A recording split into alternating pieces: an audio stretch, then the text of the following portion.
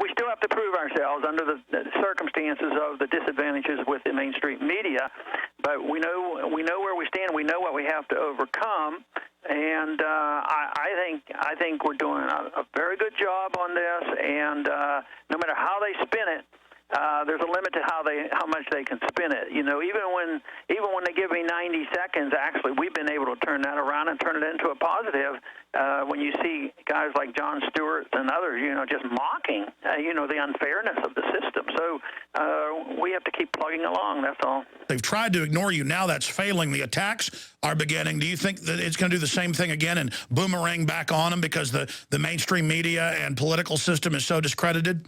Yeah, I think so. And in a way, even though the kingmakers and the mainstream media and the establishment people are gunning, the other candidates, have you noticed that they're a little less aggressive? They're more aggressive against each other than they are against me, because I think they know the significance of the number of people, and they're not going out of their way to offend. They say, oh, there's just a couple percent, there's 7 or 8%. But they're being a lot more cautious because they know our percentages are much higher and we can play a significant role, and they're being a little more cautious at least. If you were to go after Obama more, pretty much run against Obama, transcend the other Republican minions and point out, as you have, that they're basically just rhino Republican versions of that, and point out that you've pointed out the real problems and are the only candidate that has any shot at trying to turn the ship around. Well, actually, I think that is good strategy, because I wish we had more polling, honest polling with my name against Obama, because we appealed to a lot of independents and even some of the more sensible and honest liberals, the progressives that are anti-war. So I think what you're suggesting is very good, and I would have to admit I don't do enough of that. And it's a mixed bag. Politically, I think is very, very good, and he deserves it, and that's who ultimately you have to run against.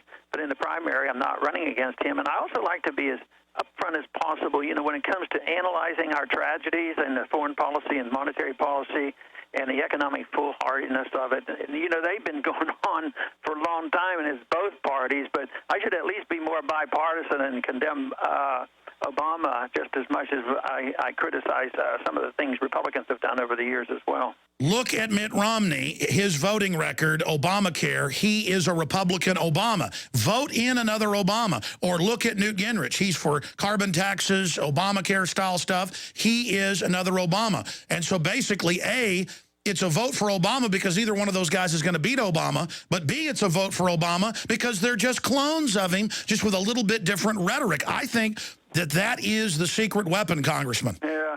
And I got a little bit out of it, but probably not as sharp as I could have or what you might have done. But, in the debate the other night, I said the two of them are totally on the defensive. They're defending their record. I mean, how can they lead our party if they're defending themselves for not being, for having been like Obama all along? So that is the big issue. And I think probably, Gingrich has been pretty aggressive in that light, so maybe that's one of the reasons he got bumped up a bit. So that's not a bad advice at all. RonPaul2012.com. It is absolutely essential. Obviously, everybody go out and get ready to try to be delegates. Everybody hit the ground in Iowa. I know I have family who's actually gone to Iowa. So there is a massive grassroots operation. All the different ways people can get involved are at RonPaul2012.com. I want to go back to the campaign here in a moment, sir, but they've obviously tried to keep you with 89 seconds in the CBS debate and other places from actually talking about the real issues. And instead they'll ask you, what do you think of Newt? What do you think of Mitt? So they can basically still give you time and not get caught censoring you, but they still censor you in another way. What do you have to say about that? Well, I mean, that's been ongoing, and I've lived with that for a long time. I have to be on guard for it, but and try to distract them from it. But that's ultimately their goal, is to make a subtle, if not blunt, assumption that, well, you can't win, and therefore we shouldn't pay a whole lot of attention to you. But the only way we can ultimately overcome that is success in Iowa. As a beginning point, if we do really well there, they're going to have a lot harder time doing that to us. I saw the Republicans here in Austin are going to protest Eric Holder, the Attorney General, today because he wants the UN to oversee our elections. And I agree, that's certainly out of control and treasonous. But This is the guy caught perjuring himself, and the memo CBS released last week show that they said they were going to blame the guns in Mexico on the Second Amendment. Is that not a form of false flag against our most basic of rights, sir? And what would you do, if president, to people like Eric Holder? Well, he should be immediately fired, and then there should be an investigation and find out if charges should be made. And that's obviously over the top. And all these kind of sting operations and false flag, this is criminal. And I think they do it constantly. I think they were doing that when there was this so-called attempt to kill the Saudi or the Iranian ambassador. You know, that kind of stuff is just way too much. But no, they should be investigating. And you know, that's one thing I think the Government House Committee is doing a pretty good job at investigating that. But I don't know whether charges will be made, but he deserves to have charges, you know, up against him. Well said, and you got it right the first time. The claim of the used car sales and wanting to kill the Saudi ambassador, and even mainstream media had to admit that was totally phony and a pretext to attack Iran. Yeah, that was the real excuse to blame it on them, and we know that is. You know, I just wonder about that, whether that guy will ever get tried, because if he does, maybe the truth will come out. And sometimes they won't try these people because they don't want the truth to come out. So it's just another propaganda stunt as far as I'm concerned. Now they want to go after Syria. It's now admitted the U.S., Israel, and others are staging giant military attacks inside Iran. What do you make of Congress not being consulted on that? Well, unfortunately, that's been happening for a long time, and Congress is just totally negligent on this. And, you know, the other night when they were talking about this in the debates, you know, on what the president's responsibility is when they, you know, shoot down or are able to get one of our drones. And the argument was, should we go in and get it, or should we just go in and destroy it? And I tried to get attention on that. My suggestion would be, why don't we avoid it by not sending drones over a sovereign nation just looking for a problem to start another war? I mean, they never talked about, you know, the lack of wisdom of having been over there and losing a drone over a foreign nation which we consider an enemy. I just think that is it's a reflection of a policy that has to be changed. What's your view on the NDAA and the End of Posse Comitatus and the declaration of the whole world as a battlefield? Yeah, well, I think the significant difference is not so much in what they have done, but the announcement and the arrogance of it all, that they actually put it into law.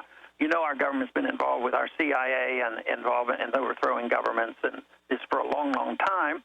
And, of course, last spring, I guess it was in February, where the administration admitted that they could assassinate American citizens, and now they're putting it into law.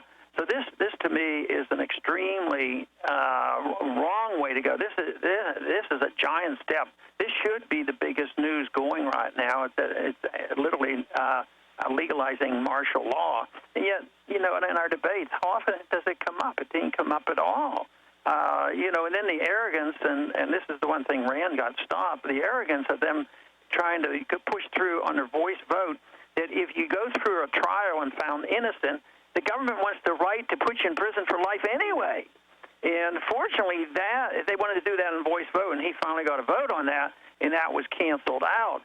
But that is arrogance of the administration and neglect of the Congress in using their authority and responsibility, as well as the people. That's why it's up to so many of us now to wake the people up, because they don't probably realize the significance of it. But this is big. This is big. You know, the monetary issue is big, all these things I've talked about. But this step where they can literally arrest American people, American citizens, and put them away without a trial, and you heard Lindsey Graham say, well, if they ask for a lawyer, tell them no lawyer for you. I mean, that is arrogant and bold and dangerous. Let's hope and pray that we can get that kind of stuff reversed. Congressman, we've only got a few minutes left with you here, and I wanted to continue looking at the presidential race. What would be the first three things that you would do, the first three goals, when you got into office, when you were sworn in January of 2013? Well, there are three big goals, but you might not be able to do as much all by yourself the first few days. But you could change the foreign policy immediately and send a message to the world that we are not looking for more wars. We're looking for, a more peaceful solution to the problems, and that is to start bringing our troops home, which would send a message that money